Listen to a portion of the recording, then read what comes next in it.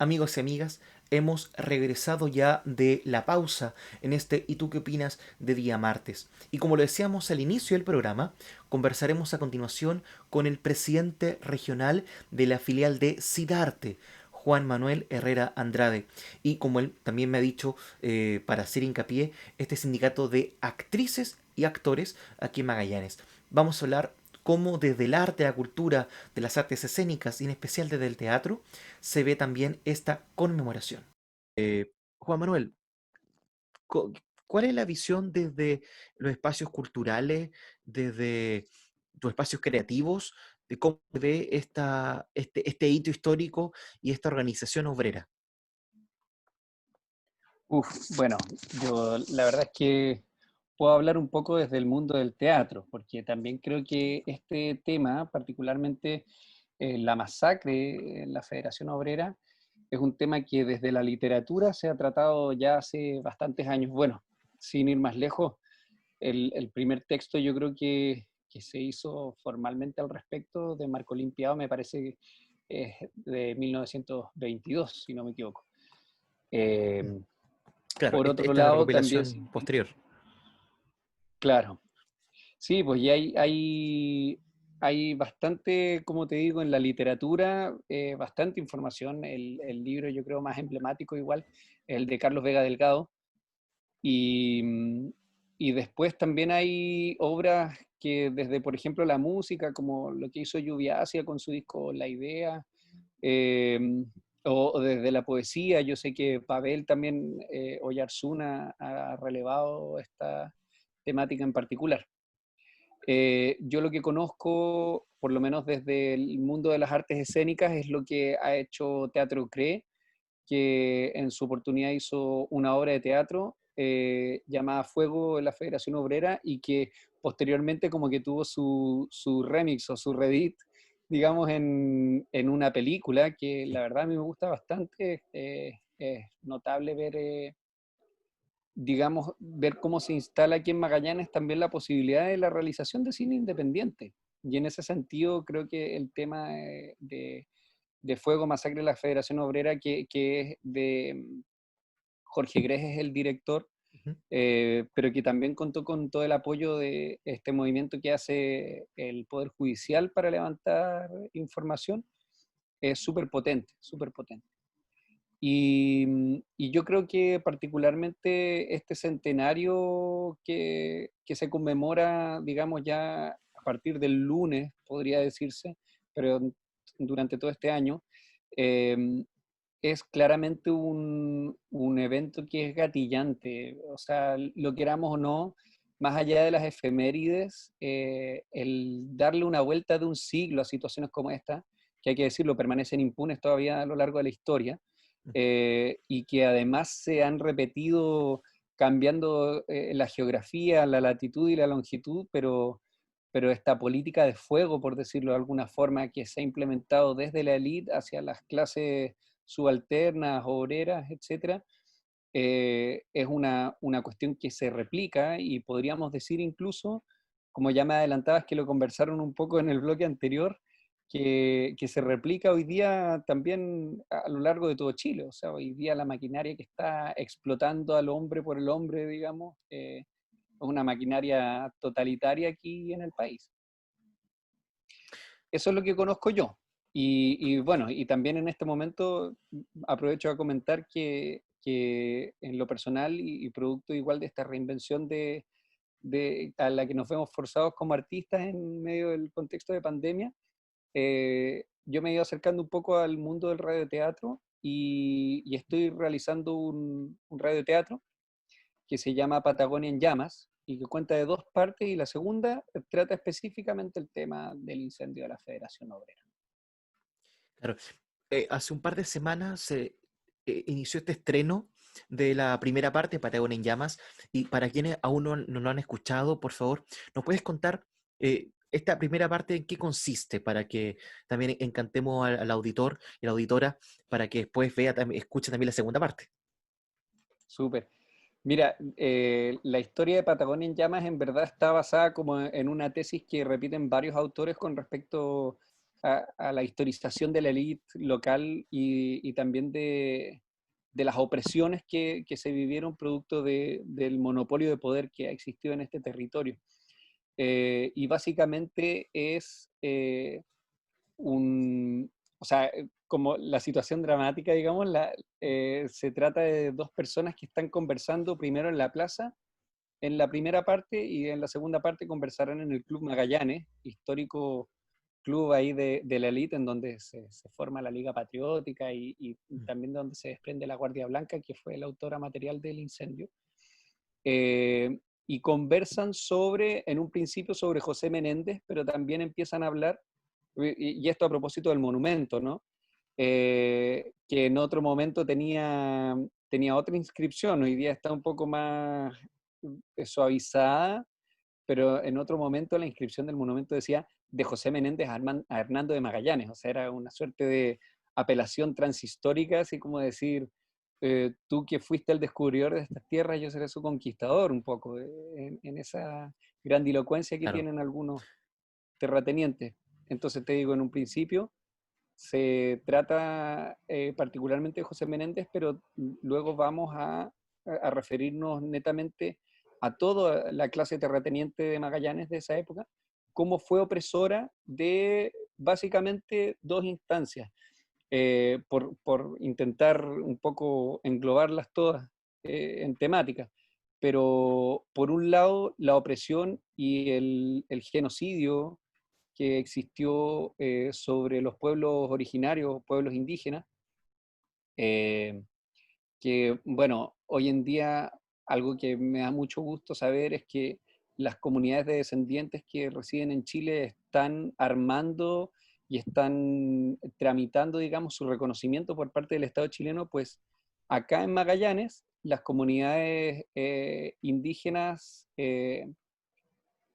oriundas, digamos, autóctonas de este territorio, Ujú. ancestrales de este territorio, no habían sido reconocidas como tal. Más se había hablado de un exterminio o incluso desde el Senado la versión oficial era una extinción, una cuestión que a todas luces ya hoy día sabemos que es absolutamente un eufemismo para tratar algo que efectivamente fue un asesinato en masa, eh, paulatino, sistemático, en donde estuvieron involucrados los terratenientes, estuvieron involucrados mercenarios, estuvieron involucrados incluso hasta la iglesia, o sea, las mismas misiones salesianas también fueron promotoras de, o sea, por un lado en son de resguardar, pero por otro lado también sometían a los indígenas a trabajos forzados y que eso a la larga también trajo enfermedades y trajo muerte para las comunidades.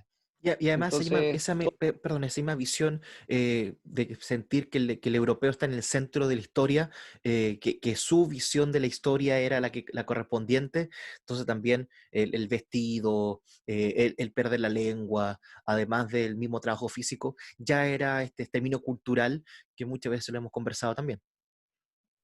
claro, y ropa que, hay que decirlo, también trae enfermedades, o sea, desde las gripes a la tuberculosis también se transmitían, por ejemplo, por ese elemento que dices tú, que, claro, es notablemente civilizador, entre comillas, yo diría más bien colonizador, eh, claro, y tiene este énfasis en resguardar la cultura eh, eurocéntrica o eurocéntricamente.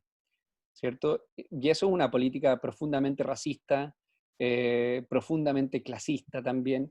Entonces, un poco la tesis de Patagonia en Llamas es replicar lo que otros autores han dicho, lo dice Carlos Vega en su libro, más recientemente también lo repite José Luis Alonso en Menéndez Rey de la Patagonia, que es Ujú. esta idea de que las opresiones que existieron sobre la clase trabajadora fueron ejercidas por las mismas autoridades civiles y por los mismos terratenientes y por las mismas autoridades militares que, por un lado, o sea, que también fueron autores materiales, digamos, de la masacre a los pueblos indígenas de este territorio. Digamos, no son dos cosas que estén separadas, sucedieron al mismo tiempo casi, digamos, en la segunda mitad del siglo XIX y podríamos decir el último cuarto del siglo XIX y el primer cuarto del siglo XX. O sea, esos 50 años fueron años fulminantes para los indígenas y también lo fueron para las organizaciones obreras de este territorio. Justamente Que, un bueno, ya periodo vemos, histórico que se le claro. llama la época dorada de Magallanes y fue el periodo de mayor exterminio en este territorio. Claro, es un poco también lo que señalaban, lo que me decías tú, me parece muy interesante para Angón, comparar, digamos, esta idea del cuarto centenario que se conmemora instalando en diciembre de 1920 este tremendo monumento que tenemos hoy día en la plaza, en honor a Hernando de Magallanes, con, eh, digamos, representantes tehuelches y fueguinos en, en su base, un poco a modo de, no sé, yo lo interpreto como este reconocimiento, como para que no digan que no los reconocíamos. Y esto fue financiado por José Menéndez, a pesar de que él había muerto, había dejado en su testamento dinero para realizar esta obra. Fue elegido por un directorio en donde el voto definitivo lo tuvo uno de los hijos de José Menéndez Beetti, y fue instalado en la Plaza de Armas de Magallanes, de Punta Arenas, en un momento y en un año particularmente en donde se generó la masacre más horrible que ha existido en el territorio magallánico, o por lo menos en Punta Arenas, porque también hemos visto, están las situaciones de lo que sucedió en, en 1919 en el frigorífico Boris, etcétera, pero ya hay otras también que están bien documentadas en estos libros que hemos mencionado. Pero en julio de ese año, de 1920, se genera el incendio al centro neurálgico, digamos, de la organización obrera más fuerte de la Patagonia hasta ese entonces, que era la Federación Obrera de Magallanes. Un incendio en donde primero entran a saquear, luego tapian la entrada, o sea, entran a saquear a punta de balazo, Mm. luego tapian la entrada, ¿cierto? No permiten a la gente salir e incendian el local. Y cuando ya el local está en llamas, la gente que logra salir por las ventanas, por las puertas, por todas partes, es baleada y luego los que logran salvarse son perseguidos. O sea, esto por ninguna parte, digamos, puede decirse que no hayan responsables cuando en realidad era una articulación sumamente premeditada y en donde estaban incorporadas las fuerzas de orden público y las fuerzas militares. Entonces, es impresionante que sean hechos luctuosos hechos que hasta el día de hoy no tienen culpables. Exacto. Valentín nos daba el detalle macabro de 2000 balazos estimados en esa situación y que justamente estamos hablando de un lugar que no estaba desprovisto de fuerza militar ni de cuidado, por lo cual no era una situación al azar, sino que había una articulación pensando en esta situación, como tú bien lo mencionas. Eh, pero saliendo del día específico, esto también Disculpa, significa, déjame decirte un por favor, punto más por con favor. respecto a ese día, que es que los bomberos estaban ahí, estaban en la esquina, y primero fueron amenazados con pistola, digamos, apuntados a Ujú. sus cabezas, de que no intervinieran en el incendio, y cuando pudieron, digamos, les permitieron, el agua estaba cortada. O sea, si no hay premeditación en eso, yo creo que sí. O sea, bastaba Disculpa, con estabas ese detalle diciendo. para demostrarlo. Claro. Y justamente gracias a estos textos que tú nos mencionas, es que después del 27 de julio se llega a saber de esto, pero también si uno mira la placa del monumento en Avenida Bulnes, es tardía el reconocimiento de hacernos cargo de que esto sucedió. Ni siquiera, porque ya lo has dicho tú, eh, no se sabe los nombres o nunca se publicaron ni se castigaron los nombres de los culpables de esto. Pero es tarde también que cuando la ciudad se hace cargo de que esto pasó. Eh, ¿Cómo queda esto para las nuevas generaciones de la que nosotros somos parte eh, sobre esta resignificación histórica o evitar, como también uno puede acordarse el tiro de la última frase de la cantante Santa María Quilapayún, de que esto no puede volver a suceder, pero que hay que hacerse cargo y comentarlo en el tiempo para que no suceda? Sí, mira, es muy interesante lo que dices.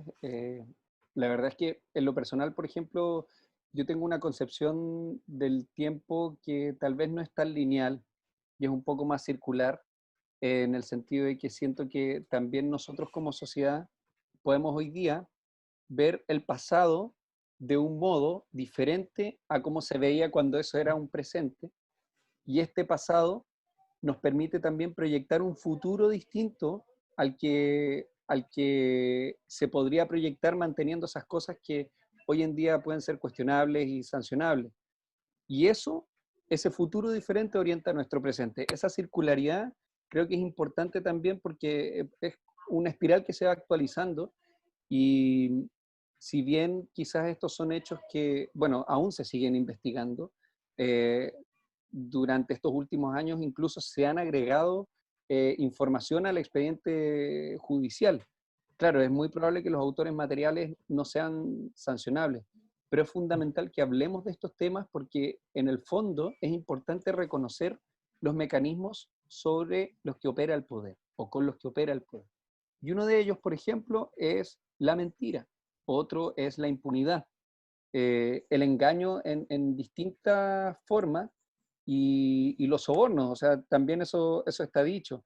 Las mentiras que hoy en día están investigadas, que fueron dichas desde las autoridades regionales a las autoridades nacionales para encubrir su actuar, son muy evidentes y se repiten también con el tiempo. Entonces, es importante releer nuestra historia porque de esa forma también nos vamos haciendo conscientes como sociedad de hacia dónde tenemos que proyectarnos. Este, este hecho, más allá quizás de la, podríamos decir, la disputa permanente, porque no vamos a negar que evidentemente existía una tensión entre la clase, la élite, digamos, la aristocracia y la clase obrera, permanente, porque la clase obrera era una clase sometida a todos los arbitrios, o sea, la élite tenía las tierras, los medios de producción, incluso en un punto era muy como las salitreras, ¿no? Te pagaban con ficha y tenías que comprarle las pulperías que eran de ellos. Claro. Entonces, claro, yo ubicándome un poco quizás en primera persona más en el tema de la clase obrera. Eh, pero estas cosas en el fondo es importante que las vayamos viendo para no repetirlas, yo creo. Hay que entender que a pesar de todas esas tensiones, eh, el fuego no debiese ser utilizado entre fraternos, por decirlo de algún modo, ¿cierto? Entre hermanos, no escapa de toda humanidad ese nivel de crueldad. Y eso es lo que yo creo que hay que relevar en este momento, que es un momento en donde también hay que, hablemos del mundo hoy, hay que pegarle un golpe al timón del mundo de 360, no, de 180, para no ir 380. para el mismo lugar, de 180 grados. Porque ya ha pasado lo anterior. Eh, sí, pues ya, como que se le pegó el golpe y volvimos a lo mismo. Entonces tenemos que darnos cuenta de que este nivel de crueldad que tenemos unos sobre otros, también lo tenemos sobre la naturaleza, y de esa forma también la vida se nos vuelve cruel a nosotros, porque es insostenible. Entonces hay tantas cosas que tenemos o sea, que creo que sería hermoso que pudiésemos transformar, que es importante leer la historia. Yo siempre repito cuando hablamos de este tema, sobre todo ahora a propósito del quinto centenario que le ponen la chaya, no hubo ni primer, ni segundo, ni tercer centenario. Esta tradición del centenario comenzó en el cuarto y que fue un año nefasto. Nefasto para la humanidad, nefasto para la región, para el territorio, y por ende también no podemos vivir de las conmemoraciones y de las celebraciones sin realmente atender todas las aristas. Yo creo que hay que integrar en ese sentido la historia. Sí, no puedo, aunque estamos muy encima del tiempo, no dejar de preguntarte, ante una situación de que la organización obrera fue maltratada y se intentó eliminar a través del fuego, en un periodo actual donde se tiene que resignificar también la organización como una herramienta primero de unidad y de hermandad, como tú lo presentabas antes, y después para también presentar la lucha frente a la injusticia. ¿Cómo se organiza y cómo se ve en este nuevo siglo, en esta situación actual, eh, el sindicato de actrices, de actores en Sidartes, de esta filial Magallanes que tú presides? ¿Cómo también ustedes se sienten como herederos de la organización obrera o de trabajadores en estos espacios y más encima uniéndonos a este momento eh, del centenario de esta matanza? Mira, yo creo que lo primero es decir que uno de los roles fundamentales de sindicalizar, digamos, a los trabajadores de la cultura es justamente visibilizar que somos trabajadores. Eso es algo que mucha gente da por sentado porque siente, en general, las expresiones artísticas tienen aplicaciones en todos los aspectos de la vida, porque son estimuladoras de la creatividad y la creatividad es nuestro motor, digamos, de vida. Y en ese sentido, una cosa es las artes y cómo la podemos hacer uso de ellas en la vida cotidiana, en la industria, en las actividades, etcétera. Y otra cosa es la gente que se dedica a esta labor como un trabajo. Entonces ese es como, yo diría, el rol fundamental que tenemos nosotros como sindicato hoy día, que es visibilizar este trabajo que nosotros hacemos con todo el amor que tiene detrás, y como creemos también que debiese hacerse cualquier trabajo, en el fondo, con verdadera vocación, con un compromiso con la comunidad, y esperamos que así también puedan hacerse. Entonces, por eso nosotros en el fondo primero velamos por la visibilización del trabajo, pero también estamos velando por las justas remuneraciones, por oportunidades laborales. Aquí hay un tema que es fundamental igual en el arte o en la cultura en general, que el Estado es el principal empleador de los trabajadores culturales. Entonces, también ahí hay todo un tema político que siempre estamos trabajando para buenas condiciones laborales, finalmente, estabilidad en los ingresos, y también en el entendido de que el arte, ya te decía, cruza todos los aspectos de la vida, pero por ejemplo en este momento de pandemia se vuelve más patente aún la importancia que tiene para la salud mental de las personas, para el bienestar, para el desarrollo humano, las expresiones artísticas y en general todo lo que gira en torno a las expresiones artísticas, que es fundamentalmente trabajo.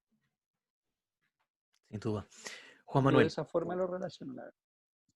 te agradezco la respuesta, el espacio de conversación. Entonces, ¿dónde se puede escuchar esta primera parte y la segunda que ya se acerca de este radioteatro? Mira, yo espero, y hasta el momento que nos conectamos para conversar, estaba todavía trabajando en el guión de la parte 2 que quiero tenerla para el lunes. Así, Para el 27. llevo ya varias semanas haciendo la investigación, sí, para el lunes 27. Llevo varias semanas haciendo la investigación, varias semanas trabajando en el guión, pero ya está casi listo y sería grabar y editar, mezclar trabajo incansable de 24/7, todo lo que queda para el lunes. Eh, pero por ahora en Facebook, en mi Facebook personal, se puede escuchar la primera parte, que tiene que ver, como te decía, con el tema de la matanza de los pueblos indígenas. Ujú. Eh, se puede ver en mi Facebook, está la página de inicio, Juan Manuel Herrera Andrade, y si no, también hay una cuenta de Vimeo, que también es de Juan Manuel Herrera Andrade, en donde pueden escuchar la parte uno. La verdad es que hemos querido hacerlo también desde el audio, o sea, digo, con las personas que he conversado, me han halagado mucho el hecho de que sea en audio, porque la idea es igual un poco estimular la imaginación, ¿no? De repente el video, podemos decir, no, nos limita, es como cuando uno leyó Harry Potter y después viste la película y pucha, te imaginaste otras cosas, ¿cachai? Por dar un ejemplo. Bueno, yo creo que el tema del audio tiene esto mismo, así que se puede ver por Vimeo, se puede ver por Facebook, o sea, Perfecto. se puede escuchar, Se puede escuchar. La pueden reproducir para que... Juan Manuel, la pueden reproducir. muchas gracias por la conversación y esperamos encontrarnos en otra oportunidad.